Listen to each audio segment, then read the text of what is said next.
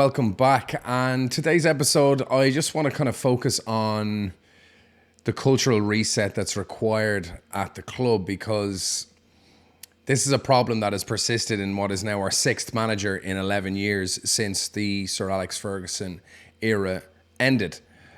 And we're now seeing yet again a manager in their second year, and in some cases their third year, experiencing basically a downing of tools and a lack of discipline and commitment from players towards that manager, their way of doing things, the cause. And when it's your sixth manager and the previous managers all fitting different types, whether it's the arm around the shoulder of Solskjaer, the tactical genius and game management of Jose Mourinho, the disciplinarian approach of Van Gaal, or the new British guy on the block in David Moyes, the heart surgeon of Ralph Rangnick, and now the kind of Dutch master tactician and part of the new wave of European managerial brains, you have to start pointing the finger at the players. And there is a cultural reset required at the club, because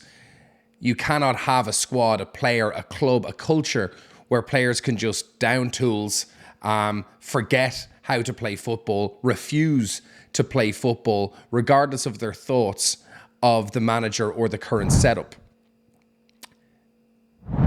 It's a difficult thing to do, especially for a manager. You have to earn your ability to do it. Klopp came in with a strong reputation and developed some early success despite struggling in the league, but was trying to play an identifiable way with the players he had at the time.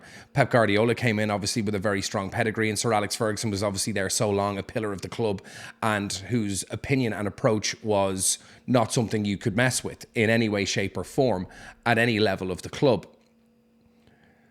It's hard for managers coming in at Manchester United to establish a level of, I suppose, infallibility, and to have such an iron grip on the club that what they say goes, and there's no two ways about it. We've seen this squad with various iterations, obviously different personnel coming in and out, but we have seen this squad and we've seen this club throw manager after manager after manager after manager under the bus. And it doesn't matter who the manager is, their background, their approach, their style, their tactics, the same thing happens. Therefore, it's a club culture issue. And it's something that needs to come from the very, very top. And with INEOS now in place, we might actually have a chance of doing it. The likes of Ed Woodward, Richard Arnold, John Murtaugh, the Glazers, they're spineless, gutless, brainless idiots who didn't know how to instill a footballing culture because they don't understand footballing culture. They don't understand the club. They don't understand the game. Therefore, they weren't able to disseminate a way of behaving down to the players. It's basically social media and money. So mercenaries, self-aggrandizement, self-protection, and self-preservation. That's the modus operandi of this club, because that's what the people in charge were like, and that, whether you want to admit it or not, is what disseminates via cultural osmosis down to the playing staff. And it's abundantly clear that this is how the players want to approach. Now, the greatest disappointment of all of this is, you're going to get it, players that have joined the club as a mercenary, and, it's your fault for buying them in the first place. But when you have the likes of Jadon Sancho turning on the manager publicly, apparently Anthony was dropped as a result of having a go at the manager, despite being hugely disappointing since he's arrived last season. Now we've got Alejandro Garnacho liking tweets from a YouTuber that questioned the approach of the manager and did it publicly. You wouldn't see that happen at Manchester City or Liverpool. You wouldn't see it at Chelsea. You wouldn't see it at Brighton. Now, does United come under a certain level of scrutiny and attention that no other club, let alone in England or the world, comes under? Maybe Madrid and Barcelona. But United gets an outrageous level of scrutiny and coverage, and are always going to be under the spotlight a little bit more. But even to that point, That means that the players should be extra vigilant and extra careful. Even if you don't like the manager, even if you don't like what's going on, you still have to do right by the club and the badge and the fans and stop being a me merchant, which is what's happening. Alejandro Garnacho has been brought in and developed, nurtured and allowed to flourish under Ten Hag. He's been given 31 starts. He's been brought in on both wings to the detriment of the players that had been established there. Jadon Sancho has been binned. Facundo Pellistri was sent out on loan. Anthony, the 80 million golden boy and Ten Hag's best mate, the reason why Sancho kicked up such a stink, was dropped for you. When you were on the left, Marcus Rashford was dropped for you. And there has been no loyalty or respect from Garnacho towards Ten Hag. And it's a disgrace. And it's such a disappointment because Garnacho has been one of the few shining lights, along with Kobbie Mainoo, more recently Kamwala, and Rasmus Højlund during parts of the season, that gave United fans hope, gave United fans an understanding of what the future could be. A player that was running, busting his ass, doing his best to force his way into the conversation and force his way into the first team, which he was given the opportunity to do, and an opportunity he took with both hands. And now that the club is going through a bit of struggle, at the first opportunity of being able to publicly throw the manager under the bus, he likes a tweet from a YouTuber questioning a substitution that had to happen. He was at fault for the first goal. He was poor in that game. He was poor in the Brentford game. He didn't train that much that week, only training once. And he was a weak point for the team. And he got whipped. Ten Hag didn't go out of his way to throw him under the bus. He was asked a question directly about the player, and he had to answer it. Why did you take him off at half-time? If any player's taken off at half-time, it's because they're not playing well enough. So you're forcing the manager to publicly criticise a player. And he didn't criticise him all that badly. And then people like Goldbridge at the United stand, who have spent a large part of their time defending Ten Hag and deriding and insulting people that would dare question the fact that Ten Hag could be replaced. I have, up until recently, been a Ten Hag in man, and so has Goldbridge. But for him to then, and he's entitled to share his opinions. He didn't make Garnacho like the post, but the point does remain. For someone who's been trying to protect Ten Hag for so long, he kind of threw Ten Hag under the bus for something that I think was quite unfair. But again, Goldbridge is entitled to do what he wants. It's his own channel. He can tweet whatever he likes, and he can't control whether players like it. And he did have a point that other players have not been whipped, like Casemiro and Rashford. I do get his points with that. The fact is, you know, as fans of the club, we want to try and protect the club as well if we have a forum that is popular. I'm only a small little channel, but Goldbridge is large. He's got nearly 2 million subscribers. So again, maybe with great power comes great responsibility, and he should maybe look a little bit more carefully that if he does want to protect manager and stop the public turning against him, should maybe refrain from putting out posts like that. But again, he's more than entitled to do it, so more power to him. Garnacho was the one that fucked up here. He shouldn't have liked that post. Casemiro has down tools and stopped trying. He is a shadow of the professional that was around before. Rashford has stopped trying. Anthony apparently had a go with Ten Hag, and that's why he wasn't in the matchday squad. And it looks like he's lost the dressing room.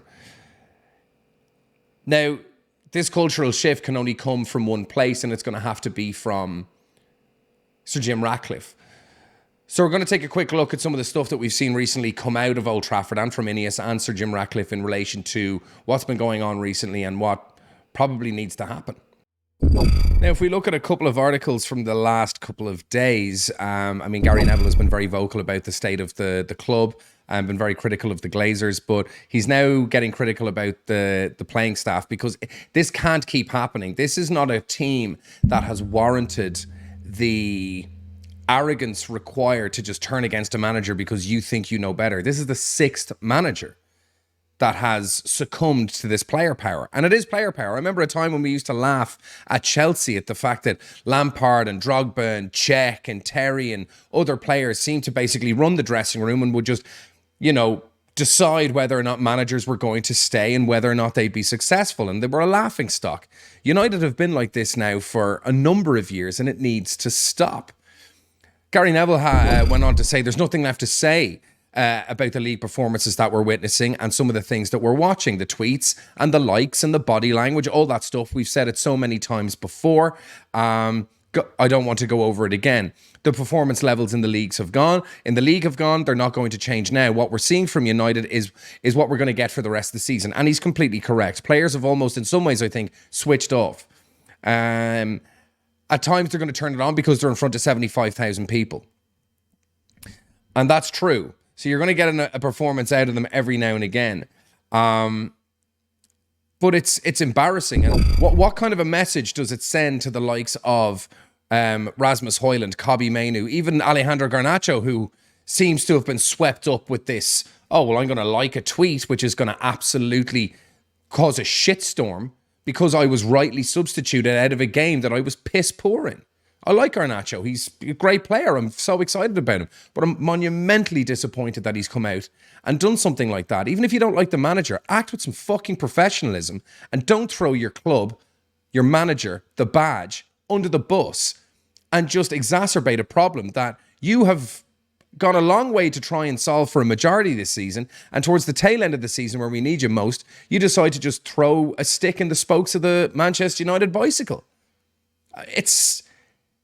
I don't want to say it's unforgivable because you have to forgive him. He's going to be one of the shining lights of this team, hopefully. Not if Real Madrid have something to say about it in the next couple of years.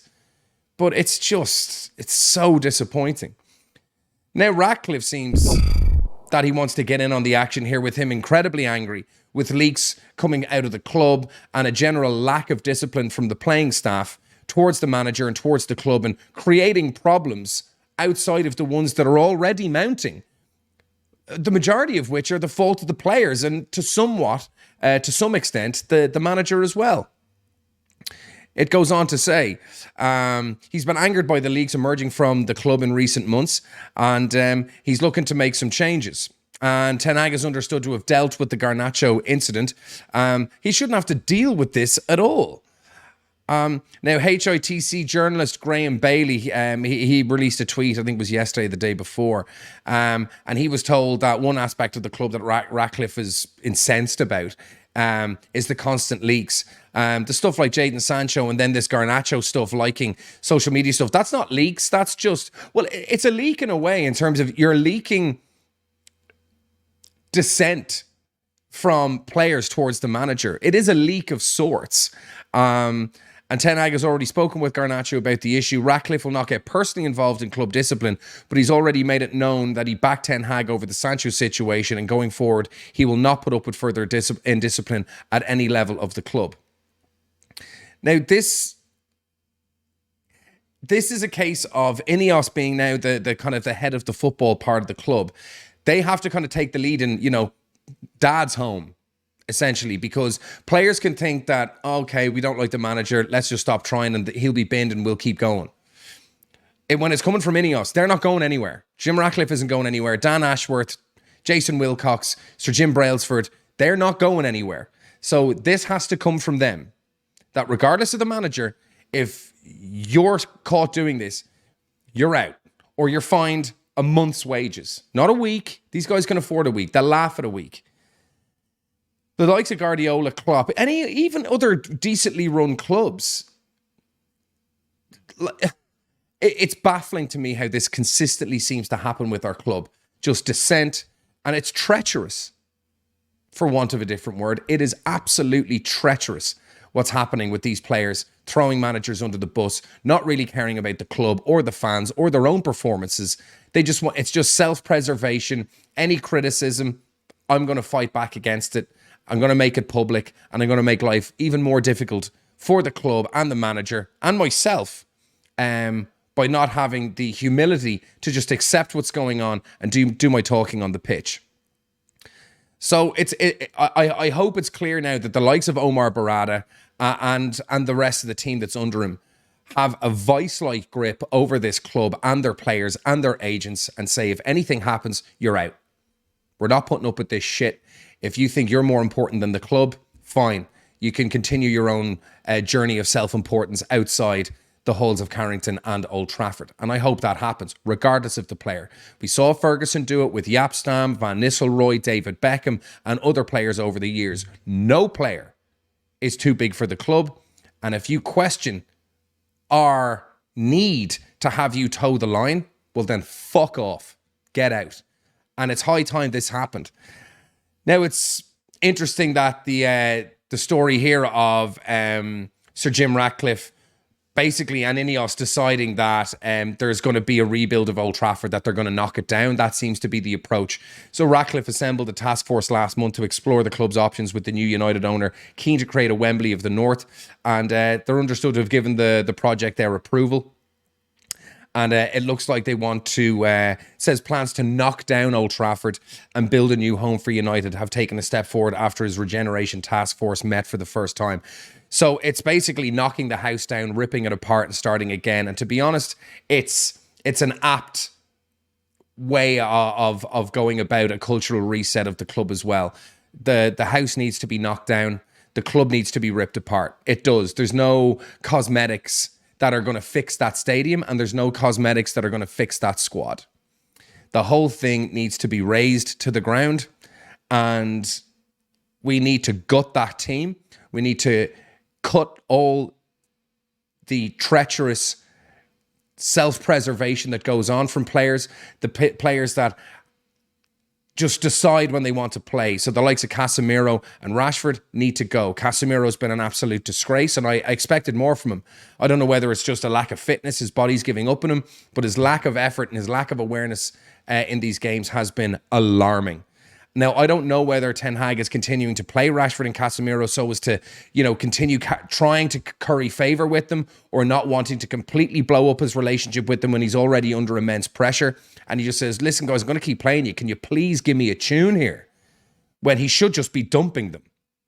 Because they need to go in the summer, so who gives a shit? Get rid of them. But they might be the leaders of very powerful cliques. You don't know. It's hard to have a very clear understanding of what's going on here. So yeah, Lord Coe says, yesterday I chaired the first meeting of the Old Trafford Regeneration Task Force, how development of a world-class stadium is going to take place in the north of England. And speaking last month, Ratcliffe claimed that building a new stadium is a once-in-a-century opportunity. This can be a major regeneration project. And it looks like they just want to rip it apart and, give it their own identity. And it's gonna happen. The squad, it's gonna happen. The stadium, and Manchester United 2.0 is on the horizon, and it's badly needed. And for me, I hope it's a sign of things to come in how this club is going to approach player management and infrastructure development.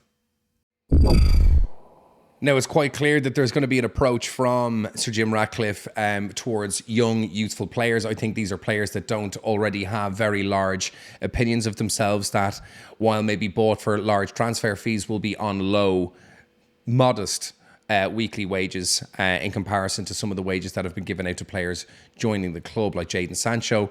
They have to earn their $250,000 a week, as opposed to getting it due to performances in the Bundesliga or in the Eredivisie.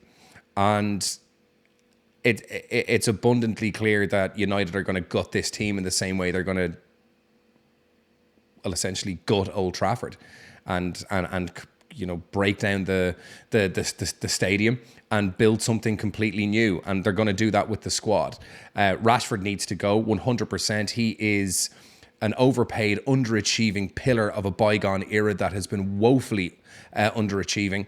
And I think he is the face of a lot of ill discipline in that club, given what he's done this year with Belfast, his lack of performances on the pitch, his brother making statements, releasing videos about his commitment to the club. How about just doing it on the pitch and shutting the fuck up and stop releasing videos? Maybe that might go a long way to getting the fans back on your side. The fans are done with Rashford. The fans have been Ten Hag in for a long time because the fans have just turned on this squad and the players and the culture. The fans don't buy that it's the manager's fault every time anymore. They just don't. It's the players. A lack of effort on the pitch is not the manager's fault. You can say, he needs to motivate them. No one should be motivated to play for Manchester United for free, let alone for 200 grand a week, 100 grand a week, $250,000 a week, 300 grand a week. No convincing should be needed. Self-discipline, pride should be the order of the day. And it's high time that things changed, and the likes of Garnacho liking tweets needs to be outlawed. Leaks coming from the club need to be outlawed, and I am very much looking forward to seeing what Barada, Wilcox, Ashworth, Brailsford and Sir Jim Ratcliffe do with this club, with this team, to instill a level of fear and discipline and respect amongst a playing staff that has continually let itself down. We have embers that we can build a bonfire with. The likes of Willie Kamwala, if he's able to train on, hopefully he can. Kobbie Mainoo, Alejandro Garnacho and Rasmus Højlund, showing that they are the future of this club and there is a spine through which we can build around. But there's a lot of work to be done, a lot of shit that needs to be shoveled out of the stable. And there's going to be a very, very busy transfer window ahead, and I look forward to seeing how it goes. Thoughts in the comments. Do you agree, disagree? What are your thoughts on what Garnacho did? Slap on the wrist? Does something more severe need to happen? Is it indicative of a player culture that's polluting the minds of our youngest players? I'd love to know what you think. As always, thank you very much for tuning in. Hit like, hit subscribe, and I'll see you in the next one.